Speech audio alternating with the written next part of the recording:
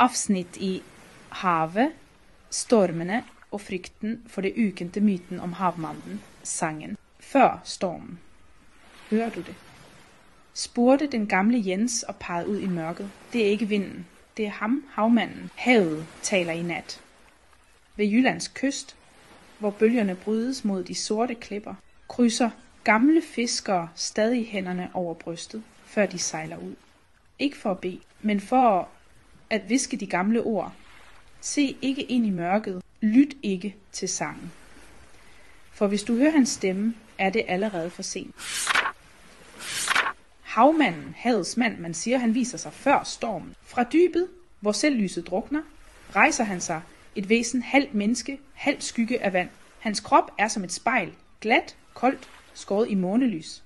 Hans hår, tang, der bevæger sig af sig selv, og hans stemme, en stemme, der får hjertet til at slå, ikke af frygt, men af sorg. En sådan nat sejlede en fisker ved navn Erik ud alene. Hans båd gyngede på bølgerne, og himlen blev tung og mørk som bly. Og så hørte han ikke vinden, ikke mågerne, ikke sejlene, men en sang, dyb, langstrakt som afgrunden selv. Er du bange? Kom nærmere. Erik, som fortryllet, bøjede sig ud over rælingen. Vandet glødede i grønt lys, og i det så han et ansigt, smukt, men ikke menneskeligt. Øjne som sølv, som månen over et koldt hav, et smil, roligt, en smule trist. Jeg er ingen fjende, sagde stemmen. Jeg synger blot før stormen. Du kan sejle væk, eller du kan lytte. Fiskeren stod stille. Han følte, at havet ventede på et svar.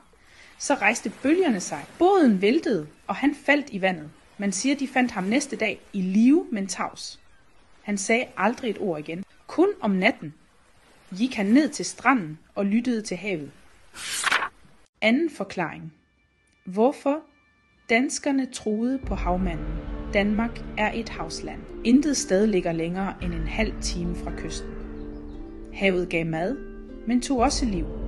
Det kunne bringe fangst eller død. Derfor var havet i den gamle danske bevidsthed aldrig blot vand. Det var et levende væsen. Mægtigt, uforudsigeligt og krævende respekt. Havmannens skikkelse personifiserer denne dobbelthed. Han kan advare om stormen, eller fremkalde den. Her viser sig den nordiske dualisme. Troen på, at godt og ondt ikke er fjender, men brødre, der lever side om side. I middelalderens fortællinger blev havmanden ofte afbildet med en harpe eller en konkylie, som han spillede på. Hans musik symboliserede kaldet fra det ukendte. Danskerne troede, at hvis havet sang, betød det ikke nødvendigvis ulykke. Måske mindede det blot menneskene om sin magt. Havmandens sang afspejler også den nordiske psyke, yderrå, men en dyb indre storm. Havet bliver her et spejl for sjælen. Vandets symbolik og frygten for det ukendte i førkristen tid blev vand betragtet som en port mellem verdener. Gennem det kunne man se guderne, eller selv forsvinde til dem. Derfor bragte fiskere ofre til havet, kastede mønter, kranse, endda en dråbe blod. Havmanden minder os om den oprindelige frygt for naturens kræfter. De gamle forstod ikke vindene og tidevandet, så de gav dem et ansigt. Når vinden pludselig skiftede, sagde man, havmanden har ændret sind. Sådan blev respekt og underkastelse født. Forskernes og folkemindeforskernes kommentarer. Havmanden er ikke blot et væsen. Han er frygten selv, forklædt som et menneske. Siger historikeren Søren Petersen, Københavns Universitet. Når folk hørte hans sang, hørte de ikke døden. De hørte havets vilje. Tilføjer Karin Holm, folkemindeforsker og forfatter til Nordens ånder. Disse ord hjælper os med at forstå, hvorfor myten om havmanden overlevede selv efter kristendommens komme. For det er ikke blot en legende. Det er en måde at give naturen en stemme på. Havet som en del af den danske sjæl. I dagens Danmark er havet stadig et symbol på hjem. Børn lærer at svømme, før de lærer at cykle. Ordet havet bruges i sange og digte som et billede på ro, erindring og kærlighed. Denne myte lærte danskerne ikke at frygte stilhed.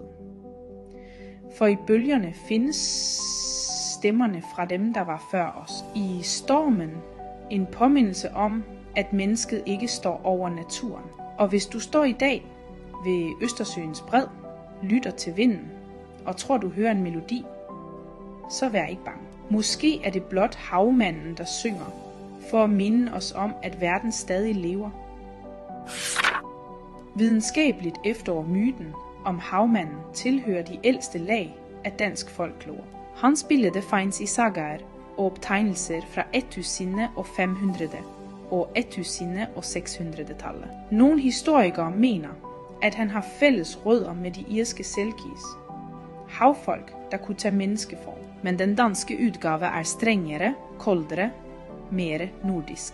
Sociologer påpeger, at troen på haverne ikke kun handlede om frygt for døden, men også om behovet for at forstå livets uforudsigelighed. Havet tog sønner og fædre, derfor måtte man have nogen at tale med om tabet.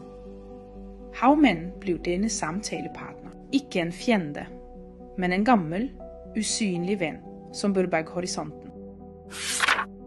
For at forstå myterne må man forstå Danmark, ikke som et land, men som en sjæl.